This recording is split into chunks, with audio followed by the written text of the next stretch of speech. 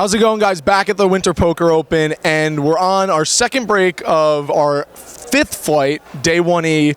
Christian Soto doesn't have to play today. He gets the day off. That's because he bagged a massive 432,000 chip stack yesterday. That's good for 85 bigs coming into day 2. How you feel about that? I mean, it's awesome. Like, it's very fortunate to come into day 2 with like plenty of chips. Don't have to worry too much to start the day.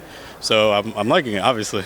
Yeah, now yesterday, as I was walking around the tournament area and the rest of our team, you were kind of just treading along there, like working 100K, and then it had to explode at some point. Was there, a big hand, a big rush? What happened? Yeah, I'm at 100K, and Jamie Kerstetter opens under the gun. I pick up aces. I flat under the gun +1, and then like 3 people call behind, and the flop comes 6-6-4. We end up playing a big pot, and I obviously hold, which is nice. And then I get up to like 250K, and then another hand comes up where I flop a set, and the guy has king-queen on a king-high board, and there you go. I have the chip lead.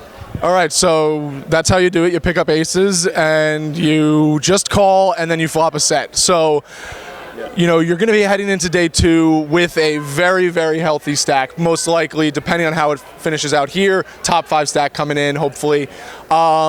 You've never cashed in a Borgata opening event. You haven't really played that many of them. You've mainly, through the end of the last year, played in a lot of main events, which have deeper structures. How does this tournament kind of differ from those, and how do you kind of progress through this tournament differently than a main event, a championship-like structure? I mean, it's... To be honest, like, the structure wasn't as bad. You started 25K, 30-minute levels. It wasn't that bad. Also, like, people play, I think, a little bit too fast here. Whereas, like, in tournaments that are mains, you get to wait a little bit and stuff like that. But honestly, the structure wasn't that bad. So it's okay. All right, and now you mainly come from a cash game background, and you do a lot of coaching in cash games and also online. So how has that helped you in your own game? But then also helped your students, and progress them through different levels of tournaments and cash game play. Yeah. Like, I pretty much started playing tournaments like you said last year, mostly towards the end of the year, and only main events just because of the structures were better for me.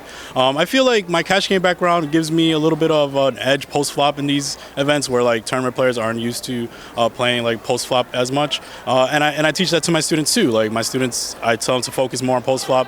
Don't be so eager to just like going for flips and stuff like that. Like, you can take your time. Like, eventually, obviously, we have to win flips to win this tournament. But if you could avoid them, like, please do. All right, so Christian is going to come in tomorrow with a very, very healthy stack. He's going to hope to avoid the flips early, but then as we progress through day 2 into day 3, and then hopefully the final table, win some flips there.